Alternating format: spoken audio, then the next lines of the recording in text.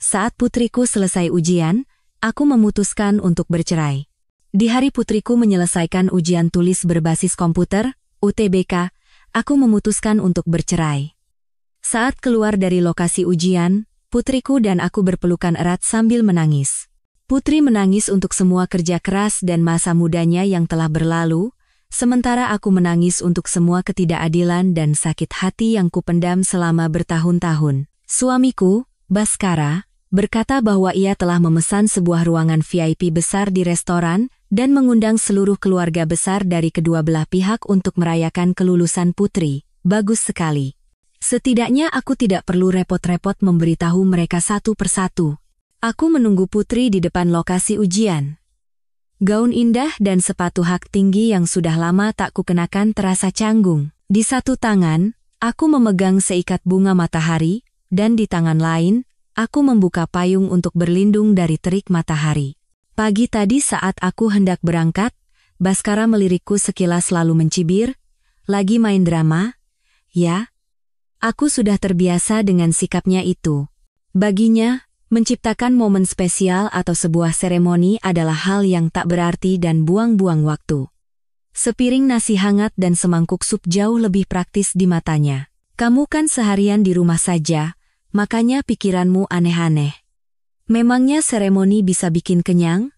Kalau terus-terusan romantis begitu, bisa-bisa mati kelaparan, katanya, lalu menambahkan dengan malas, "Jangan bangunkan aku pagi-pagi hanya untuk minta antar ke lokasi ujian. Kami memang tidak akan pernah berada di frekuensi yang sama. Aku bangun jam 6 pagi, lari pagi di taman, lalu pulang untuk memasak bubur ayam kesukaannya. Saat bubur sudah cukup hangat, ia baru akan bangun. Dulu, aku bahkan membuatkan susu kedelai segar untuknya, tetapi ia mengeluh suara blender mengganggu tidurnya, jadi aku berhenti. Sebagai gantinya, aku pergi ke toko di blok sebelah untuk membeli susu kedelai yang masih baru. Saat aku pulang, ia biasanya baru bangun dengan wajah linglung. Sambil menatap ponselnya, ia bolak-balik ke kamar mandi, lalu mengeluh saat keramas sambil membungkuk di wastafel. Kenapa tidak diganti saja dengan keran yang bisa ditarik? Kepalaku selalu terbentur, keluhnya setiap kali. Setelah selesai, ia sarapan sambil mendengarkan berita dari ponselnya, lalu berangkat kerja. Kami tinggal serumah, tapi hampir tidak pernah makan bersama, tidur bersama, atau bangun di waktu yang sama. Aku selalu mengekor di belakangnya, memakan sisa makanannya, membersihkan kamar mandi, dan merapikan dapur yang berantakan. Sinar matahari siang itu terasa menyilaukan. Aku bersembunyi lebih dalam di bawah naungan payung. Putri berlari keluar dari gerbang dan menghambur ke pelukanku. Melihat putriku yang telah tumbuh dewasa dengan begitu cantik, air mataku tumpah. Mata putri juga memerah. "Mama, terima kasih atas kerja kerasmu. Kita berhasil melakukannya bersama," balasku. Sebuah pesan masuk dari Baskara, memberitahu bahwa restoran sudah dipesan untuk pesta perayaan putri. Sesampainya di restoran, Baskara memberikan seikat mawar pada putri. "Putri ayah sudah besar, ya. Ini mawar pertama dari ayah di hari spesialmu." Ia begitu pandai merangkai kata-kata manis, seolah ia bukan orang yang anti-romantisme. Suasana terasa hangat dengan berkumpulnya seluruh keluarga besar. Mereka mengerumuni putri, membicarakan soal-soal UTBK tahun ini, lalu mulai saling memuji. Orang tuaku berkata bahwa aku beruntung menikah dengan Baskara yang pandai mencari uang, membuatku hidup enak di rumah. Mereka bilang pernikahanku adalah berkah karena telah menyelamatkan negara di kehidupan sebelumnya. Sementara itu, mertuaku menimpali bahwa aku adalah istri yang pandai mengurus rumah tangga dan menjaga kebersihan rumah, tidak seperti perempuan lain di luar sana yang hanya bisa memoles lipstik seolah habis memakan mangsanya. Baskara, dengan sombongnya, menyuruhku, "Coba kamu ke dapur, tanyakan kenapa makanannya belum keluar juga." Aku tidak bergerak dari kursiku dan dengan tenang berkata, "Aku mau cerai." Pesta makan malam itu sontak menjadi ladang pembantaian. Putri menangis histeris. "Mama, kenapa? Hari ini kan hari bahagia." Mertuaku, tak lagi memakai topengnya, berteriak di depan wajahku. "Sudah gila kamu? Setelah hidup enak dari hasil kerja keras anakku, sekarang setelah anakmu besar kamu mau minta cerai? Baru kali ini aku lihat perempuan tidak tahu diuntung. Orang tuaku memegang tanganku dan berbisik, jangan bodoh. Usiamu sudah lebih dari 40. Setelah cerai, memangnya kamu bisa menemukan laki-laki sebaik Baskara? Lagi pula Putri sudah besar. Cepat minta maaf dan batalkan ucapanmu. Baskara menatapku dengan mata membelalak, tak percaya. Kamu sudah gila? Apa salahku? Gara-gara aku tidak menemanimu ke lokasi ujian?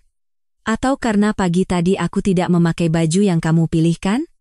Kenapa kamu suka sekali memperumit masalah? Di saat itu, aku justru merasa sangat tenang. Kuangkat gelas air dan kuteguk isinya sampai habis. Baskara, hari ini aku datang bukan untuk negosiasi, tapi untuk memberitahu. Rumah seharga 5 miliar itu aku tidak butuh, berikan saja setengahnya dalam bentuk tunai. Kamu mungkin tidak setuju, tapi aku punya bukti transfer cicilan rumah setengahnya setiap bulan ke rekeningmu. Buktinya lengkap. Mobilmu untukmu, mobilku untukku, tabungan kita bagi 2. Kalau tidak mau repot, aku akan menyewa pengacara untuk mengurusnya. Putri sudah dewasa, dia berhak memilih mau tinggal dengan siapa. Siapapun yang ia pilih, biaya hidup dan pendidikannya harus ditanggung berdua. Baskara mengerutkan kening, berpikir sejenak, lalu amarahnya meledak. Ia membanting gelas di meja hingga pecah. Aku tidak setuju. Menurutmu pembagian seperti itu adil? Awalnya, aku punya sedikit harapan bahwa ia tidak ingin kehilangan pernikahan ini.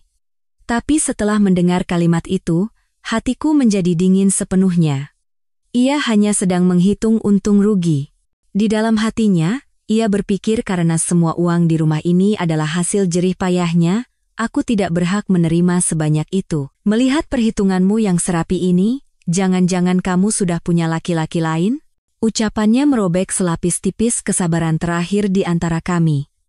Orang yang bersalahlah, yang biasanya paling pandai menuduh orang lain. Apa kamu tidak takut kalau aku beberkan semua kelakuanmu? Putri kita tidak akan mau melihat wajahmu lagi? Sesampainya di rumah, Baskara tidak berkata apa-apa. Ia mandi lalu bersembunyi di ruang kerja seolah ingin menghindari segalanya. Di lantai kamar mandi, pakaian dalam dan kaos kakinya berserakan. Klosetnya pun kotor. Pemandangan ini sudah kuhadapi selama lebih dari 10 tahun. Setiap hari, setelah ia mandi, aku akan membersihkan kamar mandi dan menyiapkan pakaian yang akan ia kenakan keesokan harinya di kepala tempat tidur. Dengan 2 jari, kujepit pakaian kotornya dan kulemparkan ke tempat sampah. Lalu, kuambil perlengkapan mandiku dan kututup pintu kamar mandi yang bau itu. Aku menempati kamar tidur utama sendirian. Malam itu, Putri datang ke kamarku membawa selimut. Mama, apa ayah selingkuh? Dari mana aku harus mulai bercerita? Sejak Putri kelas 3 SMP, ia mulai sering tidak pulang ke rumah.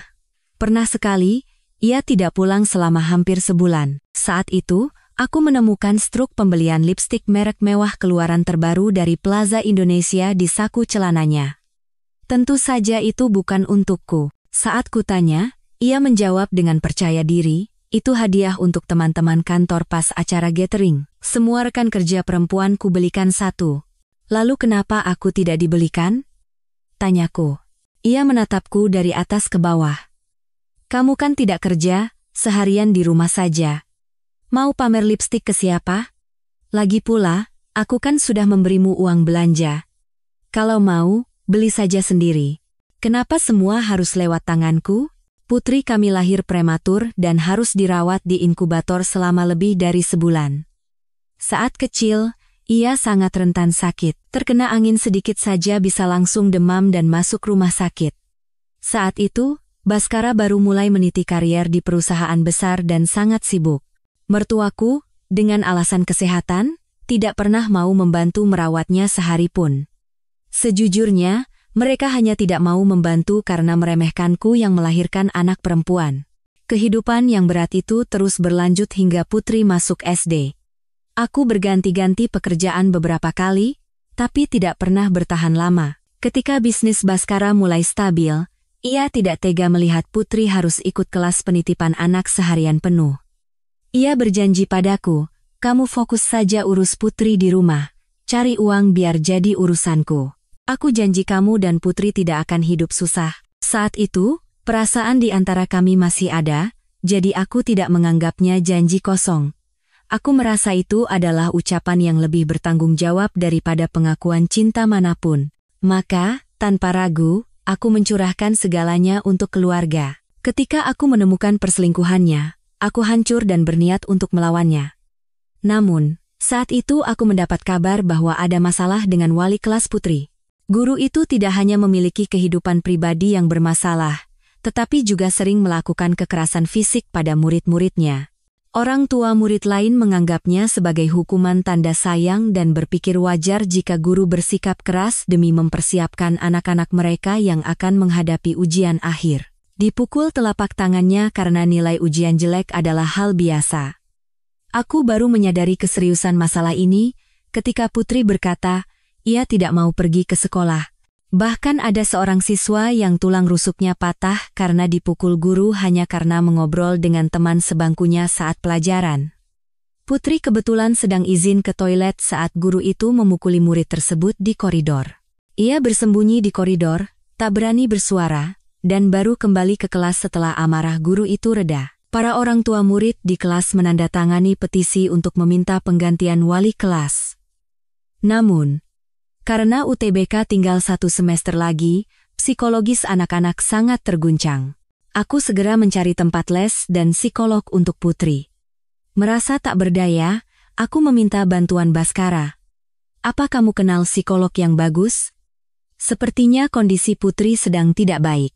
Dari seberang telepon, terdengar suara perempuan yang manja. Baskara, kuenya sudah matang, nih, mau ditaburi gula halus lagi? Baskara panik dan membentakku di telepon. Mana aku kenal dokter, cari saja di internet. Kalau tidak bisa, suruh saja dia cuti sekolah. Kata-katanya keluar begitu saja, tapi setiap patah katanya menghantam jantungku. Aku tidak bertanya lebih jauh, dan bersikap seolah tidak terjadi apa-apa. Malam harinya, aku menangis dalam diam sambil memeluk bantal, dan berjanji pada diri sendiri. Tahan sampai Putri dewasa. Kalau hari itu tiba, aku akan hancurkan kamu. Aku tidak menceritakan semua detail ini pada Putri. Aku hanya memberinya jawaban yang ingin ia dengar. Iya. Tapi bagaimanapun, dia tetap ayahmu. Kalau ayah menemukan orang lain, kita harus membiarkannya mencari kebahagiaannya sendiri. Mama dan ayah mungkin memang tidak cocok dan jodoh kami sudah berakhir. Mendengar itu, mata Putri berkaca-kaca. Kalau begitu, apa sekarang aku tidak punya rumah lagi? Tidak, sayang. Ayah tetap ayahmu, dan mama tetap mamamu. Kamu bisa tinggal di rumah manapun yang kamu mau. Mama tidak akan melarangmu dekat dengan ayah hanya karena masalah kami. Sejujurnya, nanti saat ayah sudah tua, kamulah yang harus merawat dan mengurus pemakamannya. Itu adalah tanggung jawab hukum dan ikatan darah. Putri menyandarkan kepalanya di bahuku. Mama, aku kasihan sekali padamu. Perceraian ini akan menjadi pertarungan yang panjang. Aku tahu Baskara tidak akan mudah setuju, tapi aku sudah siap untuk segalanya. Keesokan paginya, Baskara bangun untuk minum air dan mendapati teko listrik kosong. Ia membuka botol air mineral dan meminumnya. Dari kamar mandi, aku mendengar suaranya yang kaget, diikuti suara sikat kloset. Lalu ia turun ke dapur, melihat meja makan yang bersih, dan menyadari bahwa aku tidak akan lagi menyiapkan sarapan untuknya seperti dulu. Kaos kaki bersih, spray yang kering karena dijemur, teko listrik yang selalu terisi, makanan yang disiapkan dengan hati, kloset dan wastafel yang selalu mengilap. Semua hal sepele itu membutuhkan kerja keras seseorang, dan orang itu bukan lagi aku. Kita perlu bicara. Baskara memanggilku saat aku sedang mencuci piring bekas telur mata sapiku. Aku tidak mau cerai. Putri sudah besar, kita tidak bisa membuatnya merasa tidak punya rumah. Kamu begini karena terlalu lama di rumah saja. Kalau memang sulit, coba kerja lagi. Nanti juga kamu tidak akan berpikiran aneh-aneh. Ekonomi sekarang sedang sulit, aku juga stres. Coba mengerti posisiku sedikit. Jangan bicarakan soal pembagian harta lagi. Semua yang kita punya kan nanti juga untuk Putri. Ia masih berpikir aku hanya sedang merajuk. Jangan mengalihkan inti masalahnya, aku mengingatkannya. Aku bisa saja menceritakan soal kamu dan perempuan itu. Kamu pikir aku tidak punya bukti? Aku penasaran siapa perempuan yang berhasil memikat Bhaskara. Jadi, aku diam-diam membuntuti mereka. Perempuan itu sangat berbeda dari bayanganku. Kukira ia adalah seorang wanita karier sukses yang bisa berdiskusi tentang pekerjaan dengan Bhaskara dan memiliki kesamaan dengannya. Ternyata bukan. Ia kecil, biasa saja, dengan kerutan halus di sekitar matanya dan rambut yang diikat kuncir kuda tinggi. Bhaskara membeli sebuah kue dari toko roti, meletakkannya di mobil, lalu mereka pergi ke pasar bersama. Sepertinya mereka sedang mempersiapkan sebuah perayaan. Dari balik jendela mobil, aku melihat tulisan di atas kue itu, dan jantungku seakan berhenti berdetak. Selamat 100 hari. Mereka merayakan 100 hari hubungan mereka begitu meriah, lalu bagaimana dengan hari jadi kami, ulang tahun kami, atau hari Valentine?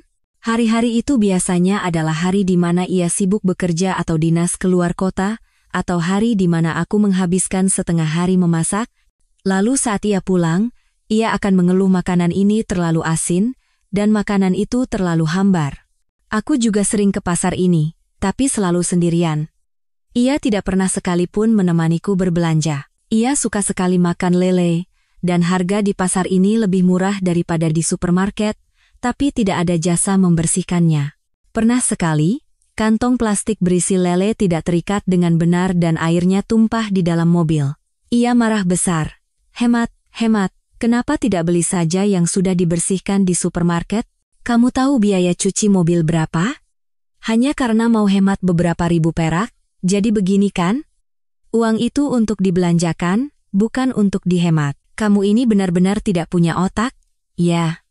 Pusing aku melihatmu menghitung uang receh begitu. Dalam perjalanan pulang, ia menunjuk sebuah layar besar di pinggir jalan dan berkata dengan antusias, "Lihat itu. Itu ide dari perusahaan kita." Aku sedang sibuk membersihkan air lele yang tumpah di karpet mobil, dan pikiranku hanya tertuju pada di mana aku harus mencuci mobil. Saat aku mengangkat kepala, layarnya sudah berganti. Ketika aku bertanya ide apa, ia menjawab, "Sudahlah, kamu juga tidak akan mengerti. Kamu kan hanya bisa mengurus lele." Saat itu, aku belum sadar. Semua ucapannya dipenuhi dengan penghinaan terhadapku, terus-menerus mengingatkanku bahwa di matanya, aku tidak ada harganya. Aku memperhatikan mereka membeli bawang, daging sapi, tomat, dan terakhir, mereka mampir ke lapak ikan untuk membeli lele. Mereka tertawa bersama penjualnya, menawar harga dengan riang. Pemandangan yang sama, tapi jika mereka yang melakukannya, itu adalah potret kebahagiaan rumah tangga. Jika aku yang melakukannya, aku hanyalah seorang ibu-ibu pasar yang perhitungan. Sesuai dugaanku, Bhaskara marah besar. "Sekarang kamu mengancamku? Memangnya kenapa kalau kamu punya bukti?"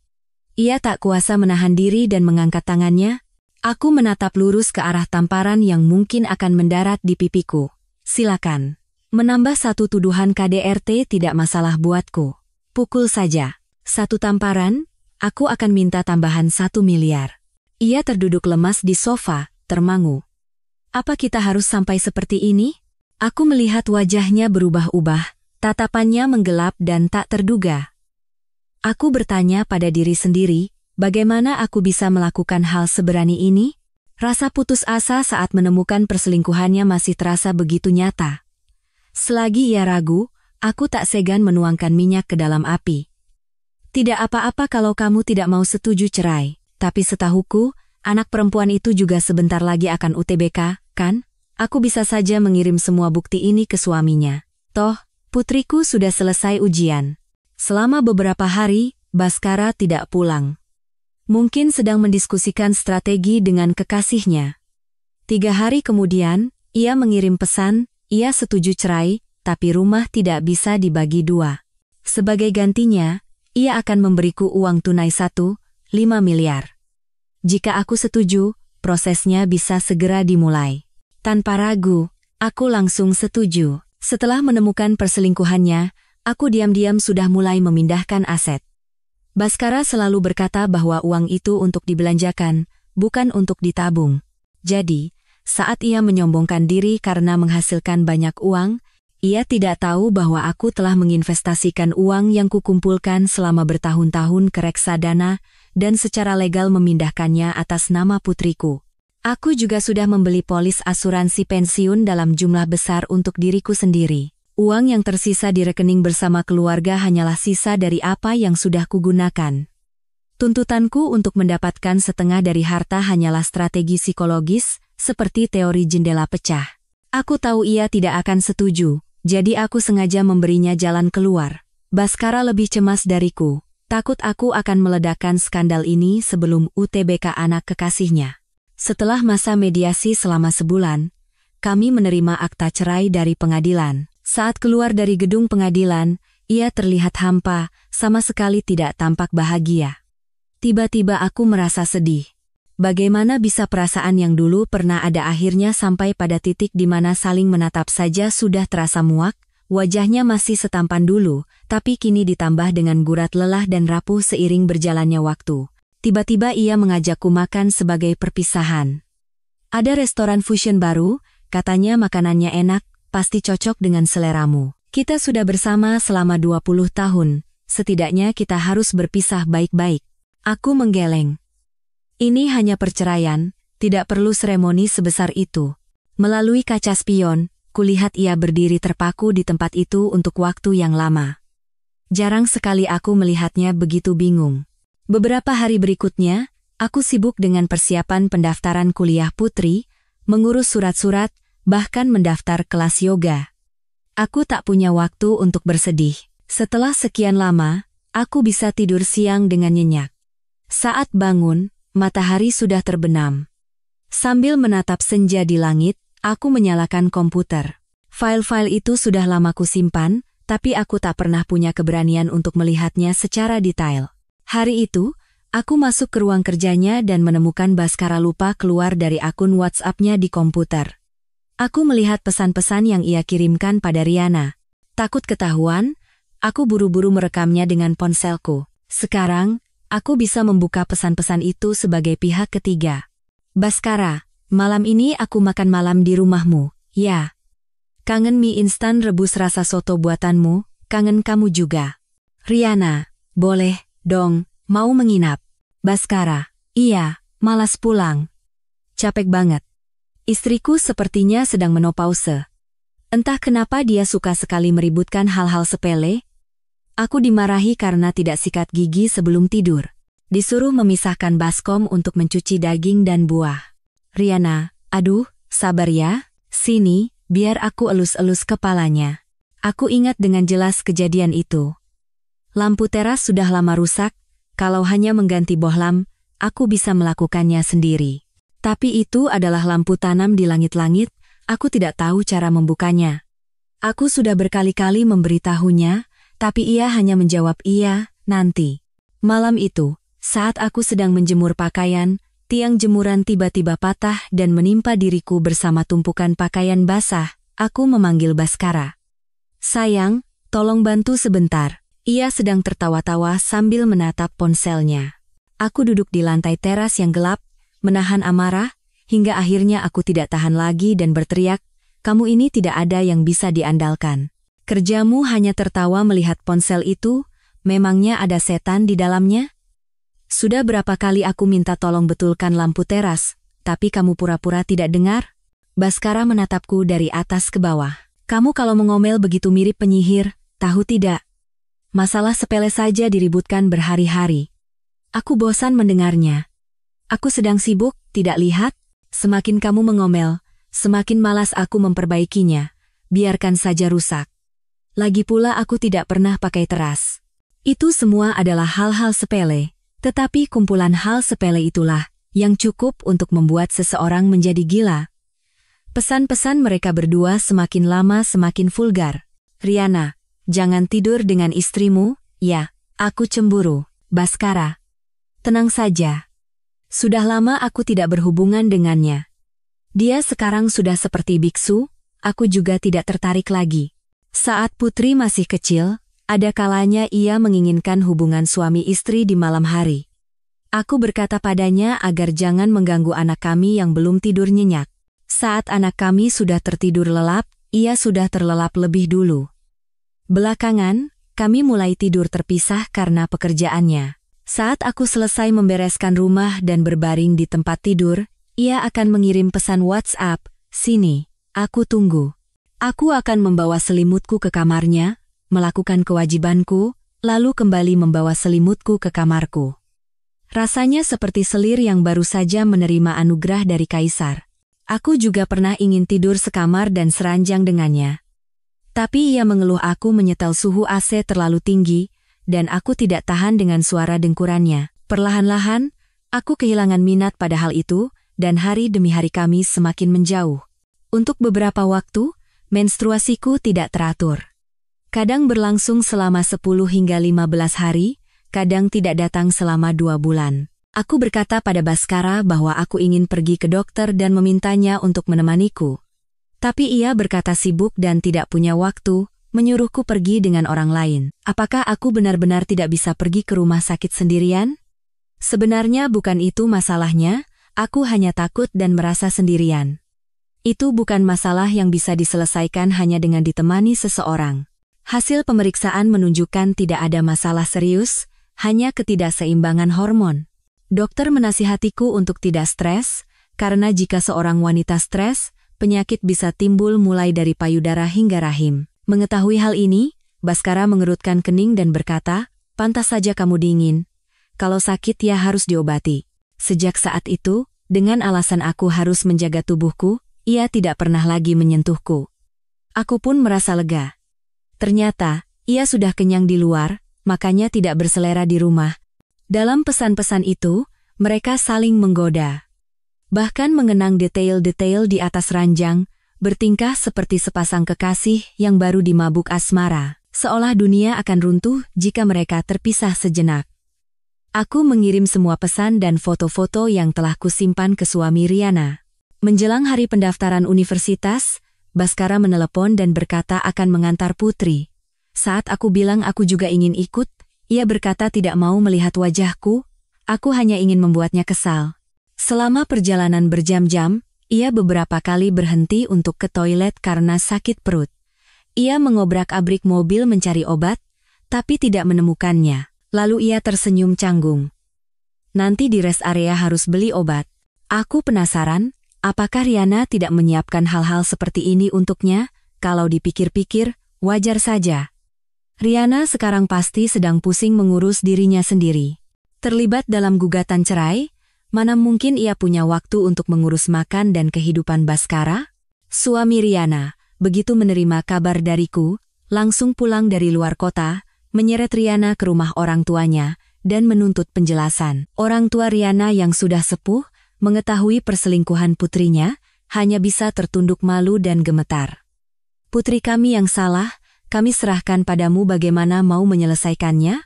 Mengetahui hal ini, Baskara marah besar dan berteriak padaku di telepon, "Dewi, kamu kan sudah janji tidak akan ikut campur urusan mereka, kenapa sekarang kamu seperti ini? Habis manis sepah dibuang."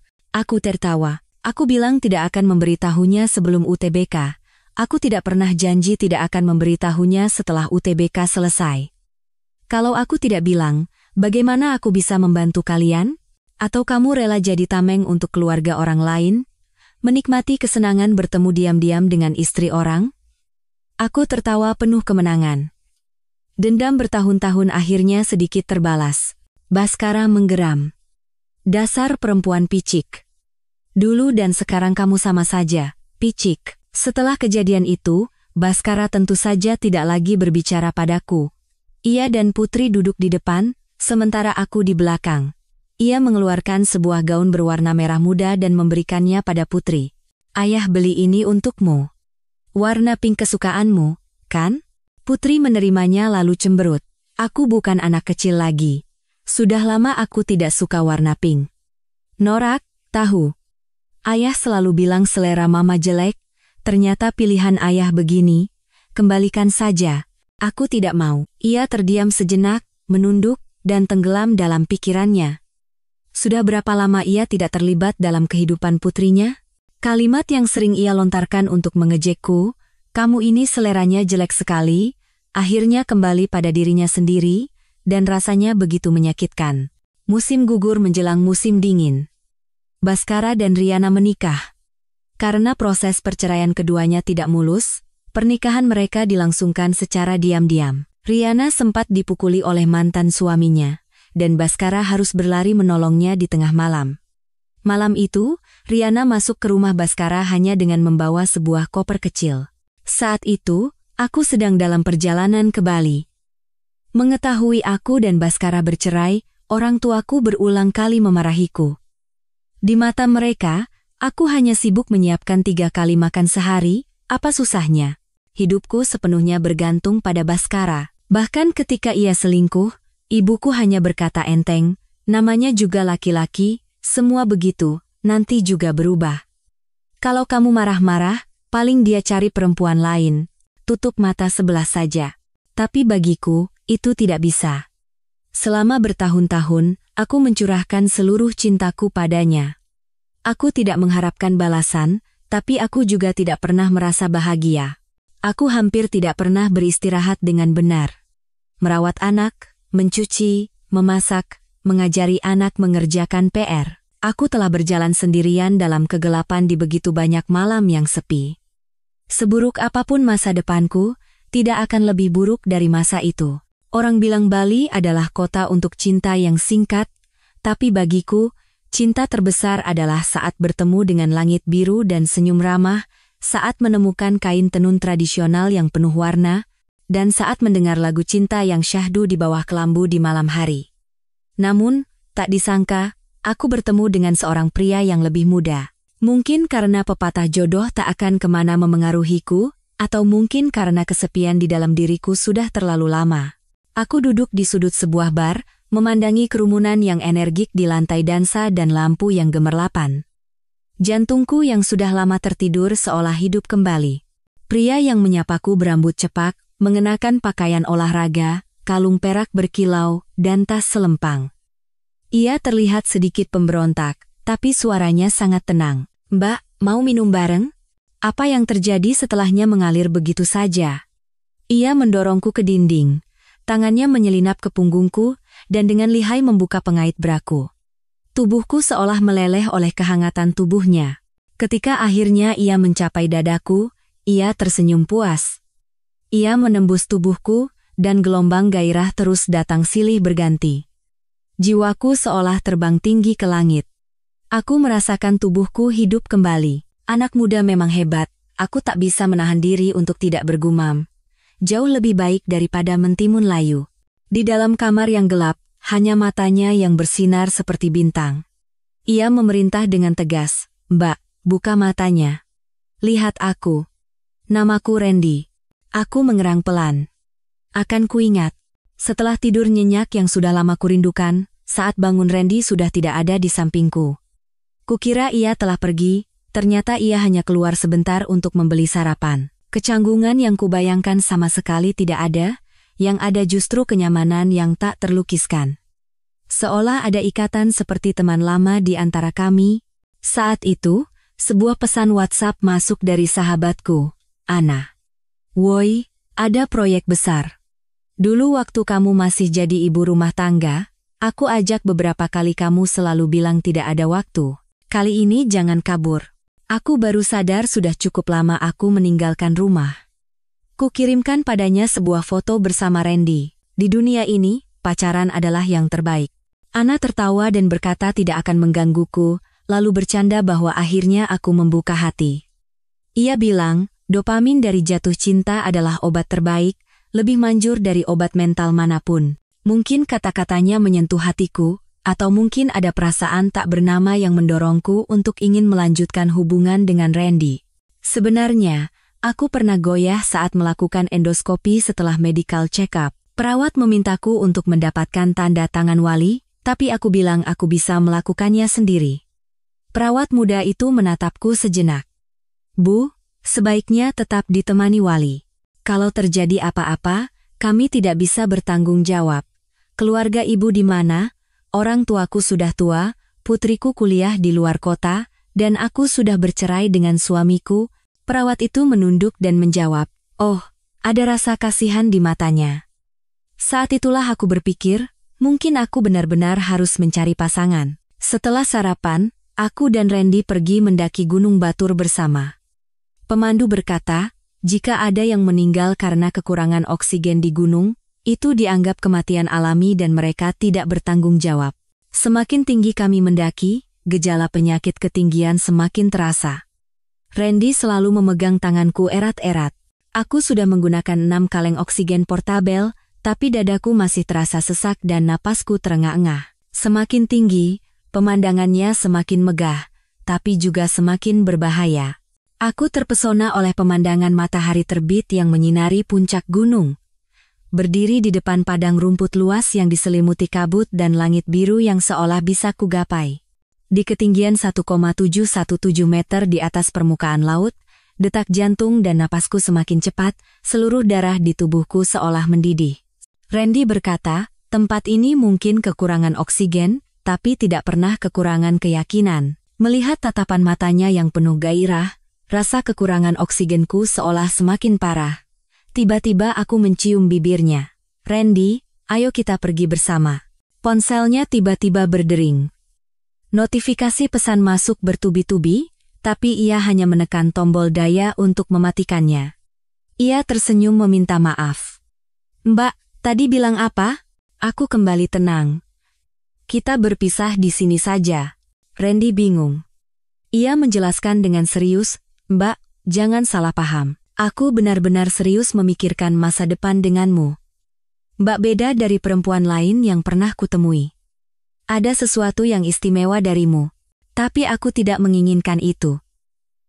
Perjalanan mendaki gunung ini menyadarkanku bahwa aku harus berani melangkah maju. Memandang gunung, laut, dan dunia, aku tidak ingin lagi mengurung diriku dalam hubungan yang sempit. Aku tidak ingin menjadi pendamping untuk anak yang sudah dewasa, atau duduk di samping orang tua sambil mengenang masa lalu. Setelah kembali ke rumah, aku menulis pengalaman perjalananku dan mengunggahnya di internet. Banyak netizen yang memujiku sebagai wanita yang telah menemukan pencerahan hidup. Pada saat yang sama, aku mencari tahu tentang proyek besar yang disebutkan Anna. Ia telah mendedikasikan seluruh hidupnya untuk bisnis fashion. Dulu, ia adalah pemain besar di pasar Tanah Abang dan telah mengumpulkan kekayaan yang cukup besar. Setelah hartanya mencapai tingkat tertentu, ambisinya pun tumbuh. Ia ingin menciptakan merek fashion kecilnya sendiri. Aku ketakutan dan memegang erat dompetku. "Aku kan pemula di bidang ini. Kamu tidak sedang mencoba menipuku, kan? Sialan. Memangnya aku akan mengincar uang recehmu itu? Kita akan memulai bisnis online, dan aku mau kamu jadi modelnya. Kamu bagikan ceritamu, berikan keberanian pada para wanita parubaya yang terperangkap dalam rumah tangga untuk keluar dari lumpur.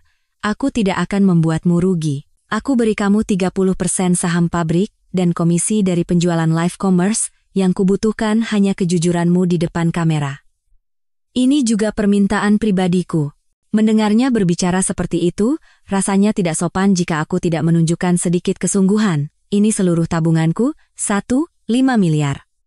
Mungkin kamu tidak butuh, tapi ini tanda keseriusanku." Mataku berkaca-kaca. Matanya juga memerah. "Nama mereknya apa?" tanyanya. Aku berpikir keras, hingga kepalaku pusing. Setelah berpikir sejenak, aku berkata, "Bagaimana kalau jati diri?" Maka, kami mulai sibuk. Mencari pabrik, bertemu desainer, meninjau sampel, memilih bahan dan warna. Aku dan Anna mengurung diri di pabrik, terus-menerus mencoba pakaian, dan memperbaiki setiap detail kecil. Kami bolak-balik ke Tanah Abang, menjelajahi setiap toko, dan meneliti tren. Musim panas di Jakarta sangat panas dan lembab. Saat makan siang, seluruh tubuh kami basah kuyup seperti baru keluar dari air. Anna, tidak tahan dengan iklim di sini, menjadi sangat kurus. Aku pun tidak jauh berbeda. Poni yang rapi saat berangkat dari rumah, beberapa saat kemudian sudah lepek menempel di dahi. Tapi kami hanya saling menertawakan. Di mata kami berdua, ada api yang menyala lebih panas dari teriknya musim panas. Di tengah kesibukan, Baskara menelepon beberapa kali, tapi karena suara di sekitarku sangat bising, aku tidak mengangkatnya. Aku juga tidak meneleponnya kembali. Lagi pula itu bukan urusan hidup dan mati. Setelah kembali, aku sering mendengar kabar tentang Baskara. Sepertinya ia dan Riana tidak sebahagia yang dibayangkan. Romantisme pasangan paruh baya terkikis oleh kenyataan. Berapa banyak energi yang tersisa untuk dicurahkan pada cinta? Riana bukan seorang perawan, jadi ia tahu betul betapa sulitnya mengurus rumah tangga. Tapi, ia jauh lebih santai dariku. Suatu hari, saat Baskara membuka rak sepatu untuk mengganti sepatunya, tumpukan sepatu yang penuh sesak berjatuhan. Ia marah dan berteriak, "Riana, tidak bisakah kamu merapikan rak sepatu ini?" Riana balas membentak, "Memangnya kamu tidak punya tangan, tidak punya kaki?" Baskara berputar-putar. Akhirnya menemukan satu sandal di teras dan satu lagi di bawah tempat tidur. Di kamar mandi, ada sebuah asbak besar penuh dengan puntung rokok basah. Puntung rokok yang basah berubah warna menjadi kekuningan dan mengeluarkan bau yang menyengat. Ia hampir pingsan mencium baunya. Ia termangu. Tanpa sadar, ia teringat pada mantan istrinya. Wanita yang selalu mengekor di belakangnya, merapikan sepatu, pakaian, dan bahkan satu puntung rokok pun akan langsung ia buang. Ia sudah terbiasa dilayani seperti itu hingga tidak pernah berpikir bahwa wanita itu mungkin lelah. Riana sangat berbeda. Baskara merasa rumah ini begitu asing. Pakaian kotor yang dilempar di atas sofa, tempat tidur yang tidak rapi, dapur yang berminyak. Ia terus-menerus merasa tidak nyaman. Riana hanya berkata, "Kalau tidak tahan, kerjakan saja sendiri. Aku malas." Baskara mulai meragukan keputusannya. Mengapa dulu ia memilih Riana yang tidak ada apa-apanya dibandingkan mantan istrinya? Yang paling membuatnya pusing adalah masalah uang. Gaji belum masuk, Riana sudah meminta uang. Dulu, ia tidak tahu kalau wanita bisa menghabiskan begitu banyak uang untuk pakaian, tas, dan aksesori. Setelah beberapa kali, Baskara mulai kesal dan bertanya, "Kamu sudah hidup setengah abad, memangnya tidak punya tabungan sepeser pun? Kamu anggap aku mesin ATM?" Riana menjawab seolah mendengar lelucon paling lucu di dunia. "Beraninya kamu menyentuh uangku? Tentu saja itu untuk anakku. Aku kan ikut denganmu, jadi wajar kalau kamu yang menanggung biaya hidupku. Jadi laki-laki kok mengincar uang pesangon dari mantan suami? Tidak tahu malu?" Baskara kehilangan kata-kata. Benar juga. Jika seorang pria tidak bisa bertanggung jawab secara finansial dan tidak memberikan nilai tambah dalam hidup, apa gunanya dia? Tapi dulu, dari mana datangnya rasa superioritasnya itu? Bertemu kembali dengan Baskara adalah hal yang sama sekali tidak kuduga. Ia berdiri di samping tempat sampah di bawah apartemenku, menatap ke arah jendela di atas. Melihatku turun, matanya berbinar gembira. Aku menyapanya dengan sopan. "Menunggu siapa? Ada teman yang tinggal di sini?" "Aku menunggumu," katanya. Aku bertanya ada urusan apa.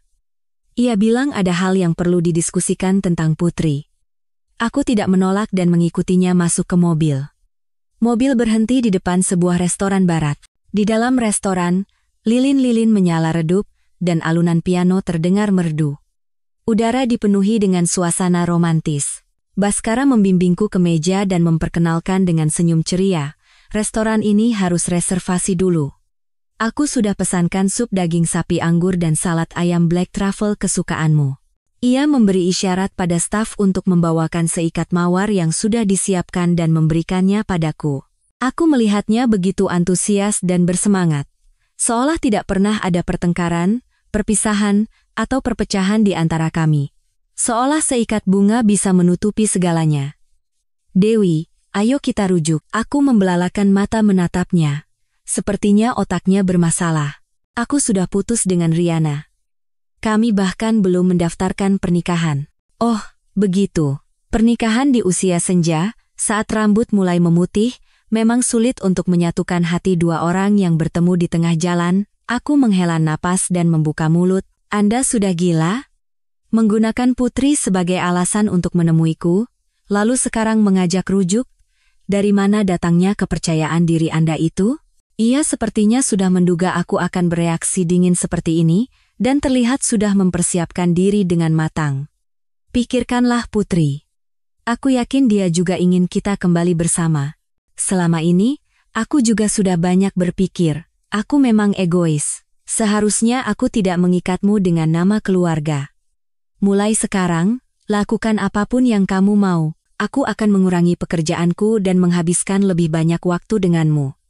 Sebenarnya, selama 20 tahun kita bersama, hampir tidak ada waktu yang benar-benar hanya untuk kita berdua. Suaranya dipenuhi kerinduan akan masa lalu. Dulu, kamulah yang paling baik padaku. Aku menganggap perhatianmu sebagai hal yang biasa. Aku pikir sudah seharusnya kamu mengekor di belakangku dan berputar di sekelilingku. Aku sadar aku benar-benar salah. Aku hanya berpikir untuk mencari banyak uang, pindah ke rumah yang lebih besar, dan memberikan kehidupan yang lebih baik untukmu dan Putri. Semua ini salah Riana. Dia yang menggodaku, membuatku selangkah demi selangkah terjerumus ke jalan yang salah. Mendengar itu, aku merasa mual. Di dunia ini, tidak semua hal bisa kembali seperti semula hanya dengan kata maaf. Bagi saya dan bagi Riana, Anda bukanlah pria yang baik. Anda selalu menempatkan diri Anda di atas dan mengkritik kami dari sudut pandang orang ketiga. Menurut Anda, jika saya tidak patuh, saya akan menjadi seperti Riana, kan? Sebenarnya, orang yang paling egois dan dingin adalah Anda. Dan juga yang paling munafik. Selalu merasa seluruh dunia berutang pada Anda. Sifat itu akan Anda bawa seumur hidup. Sampai Anda tua dan kesepian. Tak disangka, ia tidak membantah. Sikapnya menjadi lebih rendah hati, dan suaranya nyaris memohon. Kamu juga sudah puas bermain-main, kan? Dalam beberapa hal, kita impas. Aku tidak menyalahkanmu. Setelah berkeliling, akhirnya kamu sadar bahwa kamu sendirian, dan satu-satunya orang yang bisa menerimamu hanyalah aku. Aku tertawa karena marah. Anda sadar tidak dengan apa yang Anda bicarakan? Anda selingkuh saat masih menikah, dan saya menjalin hubungan saat sudah lajang. Bagaimana bisa impas? Tahun-tahun yang saya sia-siakan, karena Anda tidak akan pernah bisa kembali. Mulai sekarang, jangan coba-coba menemuiku dengan alasan Putri. Putri sudah dewasa, jika ada apa-apa, dia akan mencariku sendiri. Selesai bicara, aku berbalik dan berjalan pergi. Dari balik jendela kaca, kulihat Baskara menelungkupkan kepalanya di meja, sepertinya terisak. Di hari pembukaan. Pakaian belum dipajang, tapi siaran langsung kami sudah menarik perhatian banyak wanita yang memiliki perasaan senasib. Berbeda dari penjual online lainnya, aku tidak memperkenalkan produk. Aku hanya terus-menerus mencoba dan melepas sampel produk. Aku terus bercerita tentang puluhan tahun terakhir hidupku, mengubah ruang siaran langsung menjadi panggung talk show. Saudari-saudari sekalian, kalian tidak perlu mengasihaniku. Hidupku selalu dan akan selalu dipenuhi oleh sinar matahari dan cahaya bulan.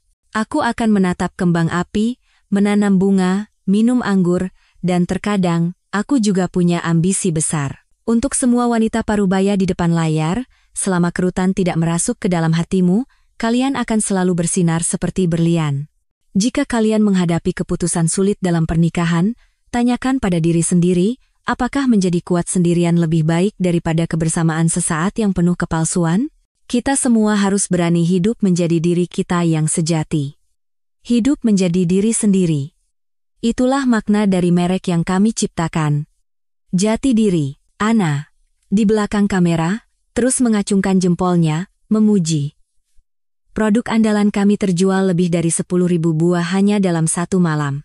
Setelah siaran selesai, aku dan Ana pergi makan bubur. Ia bertanya apa yang kurasakan saat mengucapkan kata-kata itu.